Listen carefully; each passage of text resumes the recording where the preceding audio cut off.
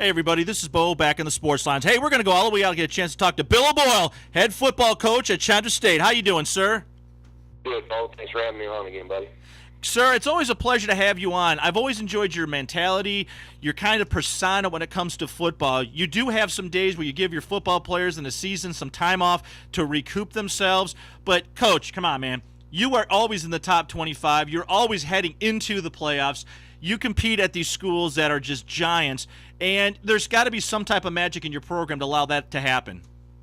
Well, again, Bo, I think it gets back to hard work. I think the type of kids we recruit and the kids we have here, they're used to working hard and doing things right, and that's the type of kids we're looking for.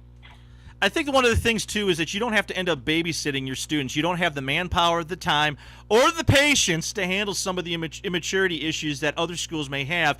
It seems like your guys at your pool, they're not exactly the giants. They may not be the fastest, but somehow your coaching mentality has just, seriously separated yourself from the rest.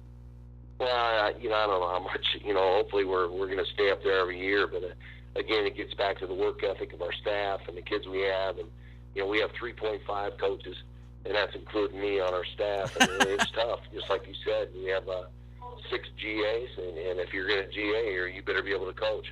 And that's worked well for us. And then we also have 3 volunteer guys that I can't pay at all, and then just out of kindness of their heart, they help us out and do a great job. Well, there's a lot of pride with what you do, Coach. I think the only way that a person could step into that role or help out in your program is they got to bond with the college or university. They have to feel ownership of what they do, and they've got to, respect the leaders. And your message in leadership has got to be the key over there. Plus, you've obviously got to have the support of the alumni and the students.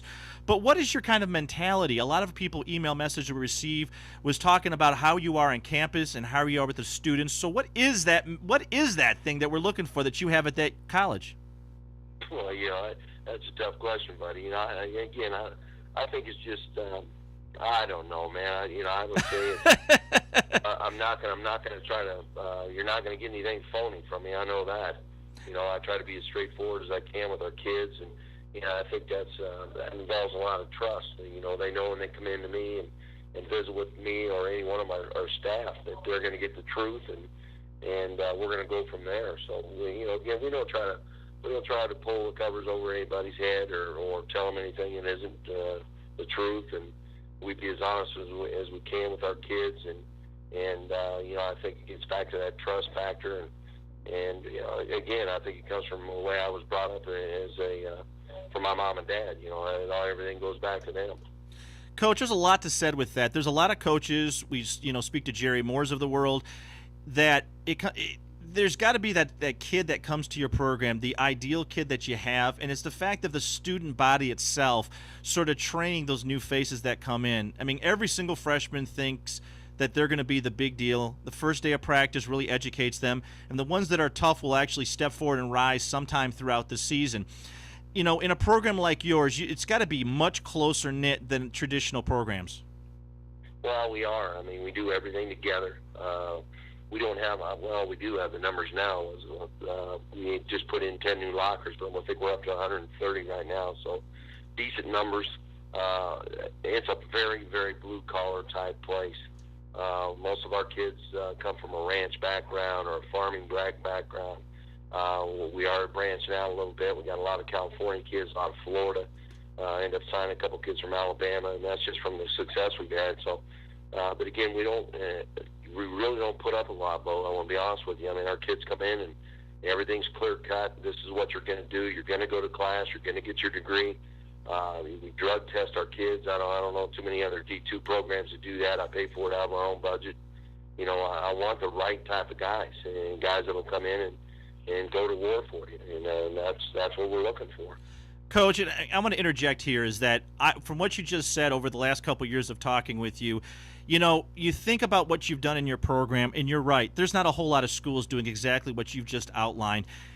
And I think what it brings to the table is the athletes. When the athletes show up in practice, they're working out with the weights. They get to the 3.5 grade point average. They're getting ready to get a degree.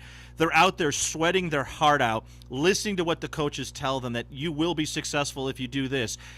it means more from, I think, a coach like yourself and the program you've put together. You've got the NFL checking you out. I mean, Florida has speed. California has a mix of speed and power. These kids don't come to your program because the fact that they're going to get in spotlight. They're going to be on national attention. There's a huge difference between a spotlight and national attention. And if they drop the ball in academics or in the locker room, they know what's going to happen. Well, there's no doubt. I mean, and again, they go through the policy. I give them a manual when they come in, and this is what we're doing right now. In fact, that's what I'm finishing right now for our kids when they report here in 2 weeks. Everything is clear cut. Everything's up front. You know, we want guys to be honest with us, and we're going to be honest with them, and let them know where we're coming from, and hopefully things work out. But it's amazing the kids that have gone through here and what they've done. And matter of fact, I just got back from a golf tournament yesterday that we started just a football golf tournament where we had about 120 guys and former players that just get together every year and try to raise some money for our program, because we're one of those that doesn't have a real big budget, so anything helps. Coach, another thing that you just spoke of, I keep saying another thing. My PR marketing rep and my business manager always bust on me, so I'm trying to mentally not say the same stuff over again. In your program that you have for yourself and what you've put together in the building blocks, those seniors and JV players, actually juniors that are coming in this season, how many get a chance to stay in the program over summer and get to work out? We're hearing that a lot more students are staying on campus in the summer and working out. Well, you know, right now I think we're around 20, I want to say 23, 25. You know, we're not, well, if you've been to Chadron, you know what I'm talking about. It's a very small community. It's about 6,700.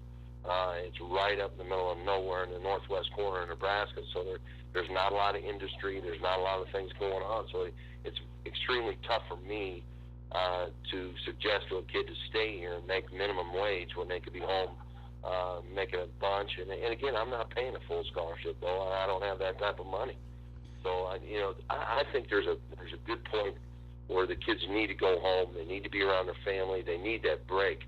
And, because we worked their tails off when they were here. And I think when they come back, they know what's expected. They know what they have to do over the summer, or they're not going to be part of this program. So it's worked well for us. But, for me to keep a bunch of kids around here, it's impossible because they're not going to find those jobs. Yeah, and the other thing, too, is that they're probably going to go off and enjoy some of the landscape out there. We keep hearing about how beautiful, and there's, if you're a hunter, a fisherman, a skier, just an adventurist, there's plenty to do out there. Well, if you're into that, it's a paradise. But then again, a lot of kids aren't. But we're getting a great mixture, and the thing about our guys is everybody takes care of each other, and the kids are from out of state. We have some kids from Alaska. We've got kids from Germany all over the place now, and it's amazing how these guys get together and what hard work will do as far as bringing those guys together is another amazing thing. So we're looking forward to getting back in here in a couple of weeks. Coach, now, do you get nervous, or do your staff get nervous when the NFL starts knocking on your door? Because we know they're watching you. Well, we hope they are. We hope we're putting out that type of kid, but it's tough, man. When a D2 kid makes it to the NFL, they've got to do everything right. I mean, they can't afford to take a blow in any game or anything else. And we get some guys coming through here, and they say some nice things about our kids, and it's great to see that exposure. But anymore, man, it's tough to make it in the show. There's a lot of politics, and just like I said, if you're a D2 guy, you better be doing things right. Absolutely, Coach. Thanks for taking so much time with us. We greatly appreciate it. Oh, take care, buddy. You too. Hey, Bill O'Boyle from Chadron State College. He's got an incredible program going out west, and it is taking notice across the NFL. You see it on the scouting reports all the time. Thanks a lot, Coach.